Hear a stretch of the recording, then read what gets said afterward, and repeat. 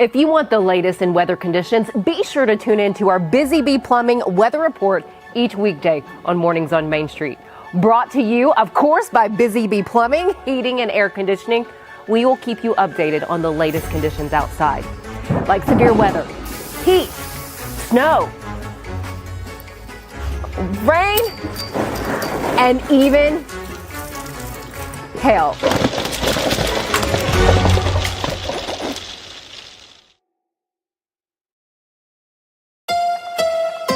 From the Tennessee Valley Weather Channel, this is your weather on Main Street.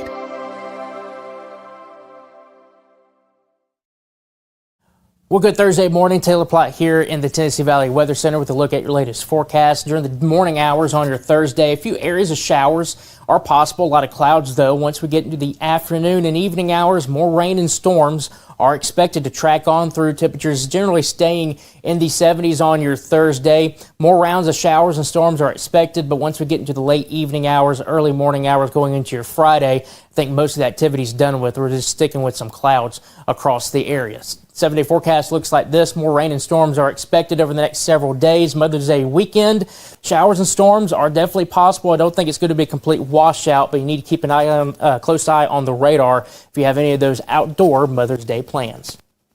Good morning, Stefanie. Good morning. Hi, kids. Hot tea.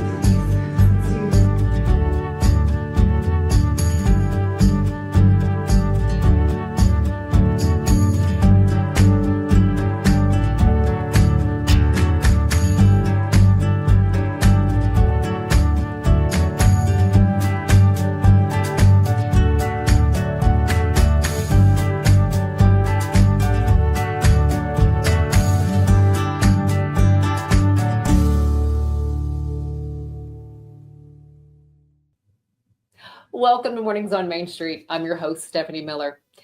It's called an adventure of a lifetime. It's where teams come together to take on either the mighty Atlantic or the mighty Pacific in the world's toughest row. There's 2,800 miles that 7 teams will soon take on in the Pacific World's Toughest Row coming up in June. One of those 7 teams is right here from Tennessee. It is the first 5-man veteran team. They're known as the Rangeoars Row. We'll have 2 of the teammates on with us here at Mornings on Main Street in just a little bit. They'll talk about their training, what they anticipate with this row, their hopes, and then who they're raising money for and what they're trying to bring awareness to. We'll have that coming up for you in just a little bit. Let us connect you with a team that you'll be bedazzled by when you connect with Busy Bee Plumbing, Heating and Air Conditioning. Let's meet the team. This is Charles Calvert, known as One Take. He's the plumbing service manager. Here we have Matt Cook. He's known as Big Country. He's the HVAC service manager. Hey, hey! Visit Busy Bee Plumbing, Heating and Air Conditioning for all your needs. Get ready, race fans. NASCAR is back in Music City with a new name, the Cracker Barrel 400. Guitars, fast cars, and the comfort of Cracker Barrel's country hospitality. May 30th through June 1st. The action kicks off Friday night at Nashville Superspeedway with the Rackley Roofing 200. Then the Tennessee Lottery 250 on Saturday. And Sunday night, NASCAR's top stars under the lights in the Cracker Barrel 400. Get your tickets now at NashvilleSuperspeedway.com. The world's toughest row on the Pacific Ocean happening in 64 days. One of the teams participating, it is a first time for a 5-man veteran team to take part in the world's toughest row. We have 2 of the representatives from Rangeoars Row with us today. We have Michael Kendall. We also have Chris Farrington. You guys, thanks for joining us. Yeah, thank you. Oh, thank you. Just watching just a little clip of that video of last year's 2024 World's Toughest Row. I mean, I get anxiety watching that. How are you feeling right now? For me, it's been a long year of training, fundraising, and mentally preparing. And I feel like we're just short of the start line, and I'm ready to test myself and the challenge of rowing 2,800 miles.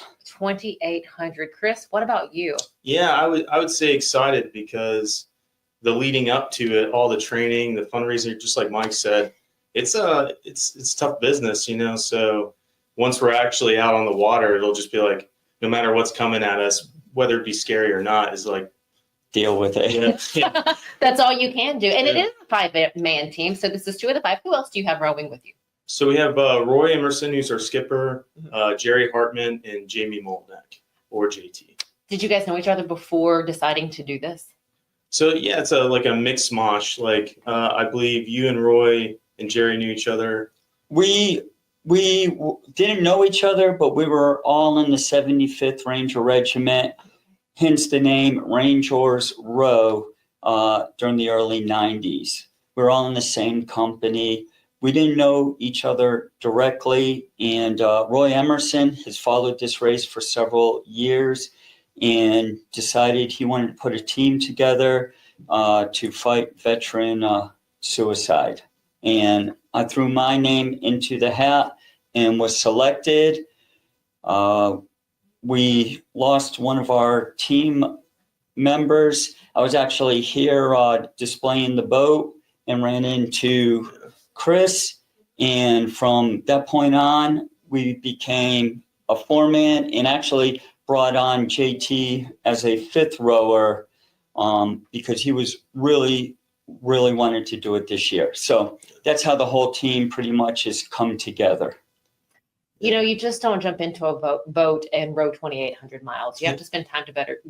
You have to train together. How are you guys working to make sure you're at your best once you hit the waters? Yeah, so a lot of it is we have a training program.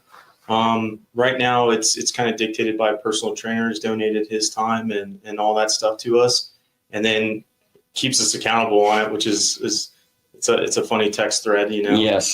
Hey, who didn't do this? Who did this? That would be me. and then we all kind of compete with each other physically too. Every night we're sending our row status and stuff to each other, and congrats, or you could have done better. Yeah. We're all military guys, so thick skin. You need to have thick skin. But Jerry is a CrossFit coach, and he'll throw up some time, and I'm like, whether or not it's going to kill me on my rower, I have to beat his time, and then it just makes the whole thing fun and competitive. And then we have we have our rows out in Florida. So then it's we're out in the elements. There's nowhere to hide, so we can kind of see the goods and the bads on each member of the team, and then just kind of come together and break it down after the row and just kind of talk about it and get it fixed, and then do it all over again each month. Every month from the 10th through the 20th, we're down at Amelia Island, Florida, training. We're working. We actually, I would call him a great mentor and a great coach, Paul Laurie. He's actually rowed both the Atlantic and the Pacific, and he's in the process of rowing. He's rowing up to the Arctic Circle this June. Another guy you should probably interview. Does he do that alone or with a team? No, he always has. He always has a team. Okay. But he has been an awesome asset to the team. He's provided us the good, the bad, and the ugly of what we can expect, what we can encounter, how to deal with whether it's working in close areas, rowing in close areas, interpersonal skills with each other, and what to work on, weather patterns. So we as a team, I don't think can give him enough due diligence, and thank you for the information that he's provided us, to include both his home and other people within the community to help us out. And you guys have a chance to help out Rangeoars Row. But a few questions, or commonly asked questions, that we're going to talk about here in a minute. Because 2,800 miles, it takes several days to row. The fastest time for someone would be how many days? So a 4-man team has the record right now. It's 28 days. 17 hours and like 40 minutes. Yeah. And then what's 47 minutes, but yeah. the longest it's taken a team so far? I think a team this year, it took them over 2 months. 2 months, yeah. It was a duo team too, so Oh, wow. yeah, 2-man team. Okay. understandably so. I mean, 2-man team that's rough. Because you're coming up against, I mean, the heat, Oh, the elements of the weather. Tides, winds, and currents. Yes. You need to eat, you need to sleep. There's a lot of things that we're blessed to have enough guys on the Enough team. guys to push through. Yeah. But those 2-man solo teams, that's a rough journey for them. We're going to talk about the boat, the Yeah. eating, the sleeping, the going to the bathroom. Yes, those questions, we're going to highlight those because I know you're wondering how this works. So you start in Monterey, California. You end in Kauai. Hawaii. Yep. How are you prepared when you're putting your boat? Well, first off, explain the boat that you're in. So, if you're we have what's referred to as a Rannoch 45, which is made in the United Kingdom. It is specially made for rowing on the ocean. What you're basically looking at is a bobber on the water. So, as long as all the hatches are closed, we theoretically can take up to a 40-foot wave. We may roll over, but the boat is designed to rewrite itself.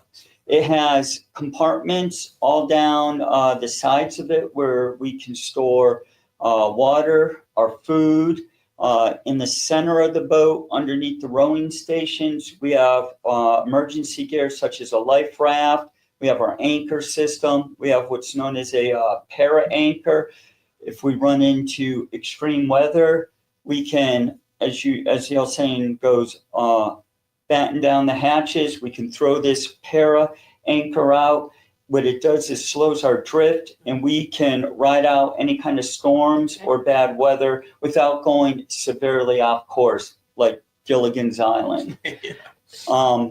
We have the front and the back are two containment areas for sleeping. It's also where we do radio checks. We have what's referred to as navionics or chart plotter, so we can always see where we are. We can make, as a team or the skipper, we can make corrections. The biggest thing is we don't want to drift too far off course, because if we have to come back online, we're hurting ourselves. The quickest way from point A to point B is always a straight line distance. If you go south or north of that straight line distance, you have to come back online, and that takes time, energy, and can psychologically mess with the team. Okay. And you can only pack so much. There's no, I don't know, Domino's delivery there to the middle of the ocean. What food are you taking with you? And then how are you making sure you're hydrating? It's all dry foods. So Mountain House meals, those type of camping foods that you can rehydrate with water. And then we have a water maker in the boat that actually, it does 10 liters every 30 minutes. So it takes salt water, breaks it down. Just desalinates it. And just gives Makes it into fresh water. Okay. And then we'll have, like the electrolyte powders and stuff like that to be able to get the water to have something in it, because that whole process kills everything in the water and just makes it plain water with no any kind of nutritional value to it. And then we have snack packs that Very we nice. can grab that'll have energy bars, candy bars, like breakfast bars, just anything that we don't have to heat with water, that we can grab at any time, just to keep us going, keep our energy up. I mean, our hearts and our energies behind you guys going into this, and we can help you make it through the days that you're out there leading up to this, because this is not an inexpensive journey. Yeah. How can we help support Rangeoars Row?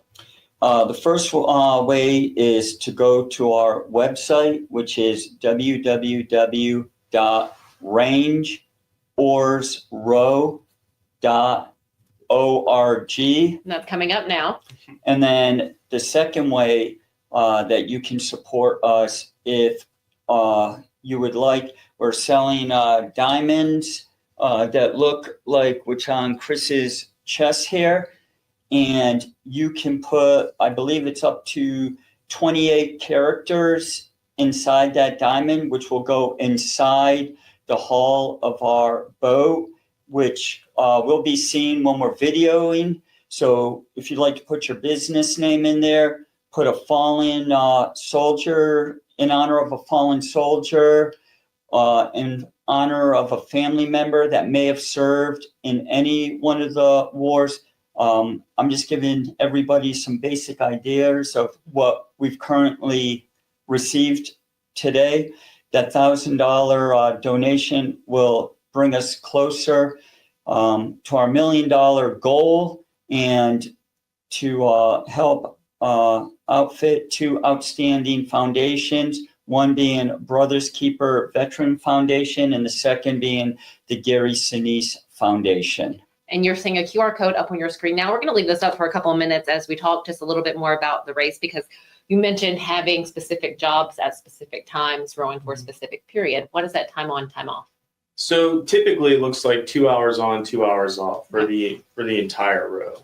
With a fifth man, we have a little bit of flexibility where someone might get a 4-hour break every couple cycles as it goes down the line.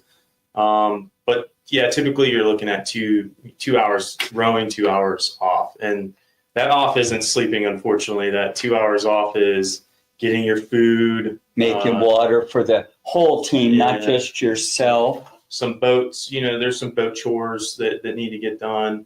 Then they get to sleep, but then need to wake up a little bit prior to prep possible food for the next guy who's rowing. There's about 45 minutes of actual sleep you'll get in that 2 hour period, unless you're one of the lucky ones who got a 4 hour, break in between the shifts and stuff. So we could continue to talk. I have so many more questions, but like I mentioned, we have only so much time. My last question for the two of you. Sure. Well, actually 2 questions.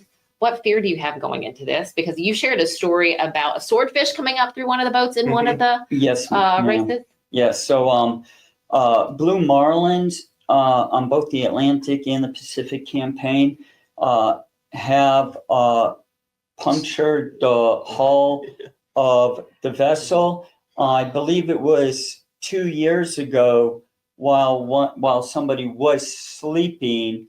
It came within inches of severance or hitting his leg. It does happen.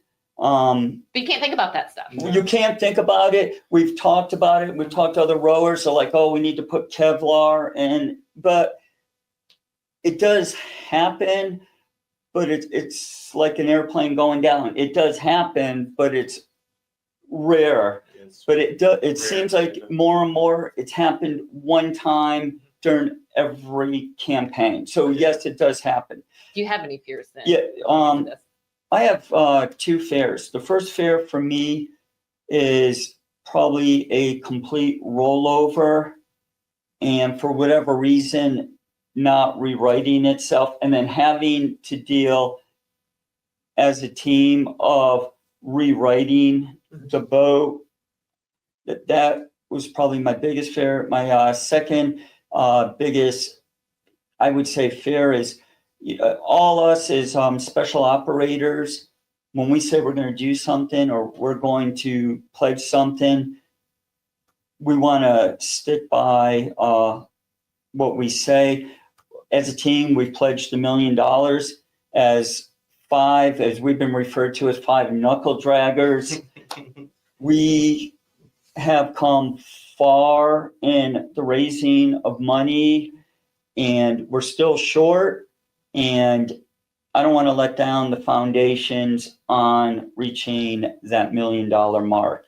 Every dollar, as I said, is going to help a veteran. We're taking nothing out of this. We're doing it for the veterans that are out there and need it. I'm glad you kind of led into that, because I'm going to ask, what is your hope for this at the end of it? Like, what do you hope?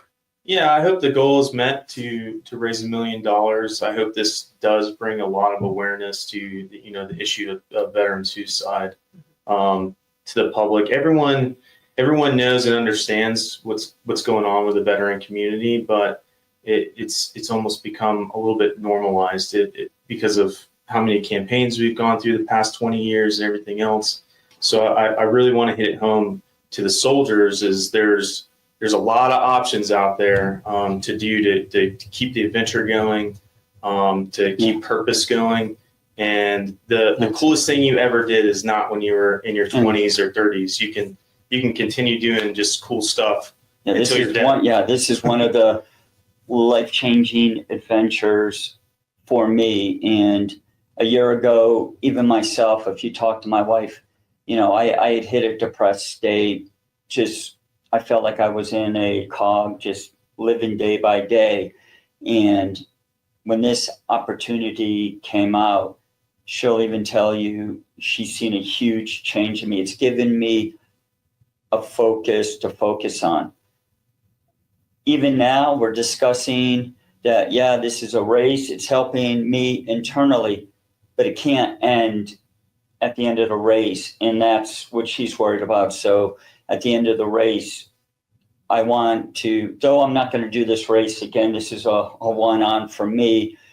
I want to be able to stay, whether it's helping different organizations with raising the money, helping another team, if they decide they want to do this with a R45. So that's me, again, looking down the road. One more time, the two foundations you're rowing for and helping out. The Brothers Keeper Veteran Foundation, run by Chris Catheters, or founded by Chris Catheters, and then of course the Gary Sinise Foundation. Both do outstanding stuff for our veterans, and we can't say enough. Was veterans and your three brothers doing this with you, trailblazers, really, because again, you're the first 5-man veteran team to do the world's toughest row, which is coming up June 7th for them at 7 a.m. They'll be hitting the Pacific Ocean there in Monterey, California, and heading all the way to Kauai, Hawaii, 2,800 miles. Oh, yeah. Gentlemen, we wish you the very, very best. Yeah, thanks so much. Can't wait to hear when you come back, because again, there has to be a follow-up to this. We'll be a lot skinnier. Yeah, we'll be a lot skinnier. And they can follow us on our Facebook and our Instagram social media. So, please reach out there and follow us between now and start of the race. There's, a lot of great pictures on there. You can chat with the team and ask us pretty much any questions. We'll do our best to answer them. And then again, when we're on the water, hit us up with any questions through our social media platform, and we'll do our best to reach out to you. Okay, and that's just Rangeoars Row. Rangeoars Row. And you can also, there's a live stream through the World's Toughest Row for 2025. There's also an app that we can download to follow the boats and just see, where you are in the race. And that is YB Races app. And then that'll go up when the race starts. About the day before the June 5th or 6th, that app will be live for the 2025 Pacific campaign. Okay. I can't wait to hear your first meal when you're done. Yeah. No, and of course that feeling of that accomplishment. So gentlemen, thank you so much. Michael, Kendall, Chris Farrington, 2 of the 5-member veteran team participating in the World's Toughest Row in June for 2025. Rangeoarsrow.org. Check out their website, follow them, make that donation. When we come back, we'll have that QR code for you once more. Guys, thanks again. Thank you so Stick much. with us. Thank you. We'll be right back. At Delta Dental of Tennessee, we know our success begins and ends with providing superior quality service, and that includes serving those who need it most. This year, we're celebrating 25 years of giving back to the community we call home. Delta Dental, along with our Smile 180 Foundation, supports Tennessee's dental colleges and oral health education, children's hospitals, free and reduced cost dental clinics, and other like-minded charities. Here's to the next 25 plus years of ensuring healthy smiles. Welcome back. Here's that QR code once more if you would like to help the Rangeoars Row in the World's Toughest Row coming up in June. You can also help them raise money for Brothers Keepers and the Gary Sinise Foundation. Help them raise more awareness for veteran suicide.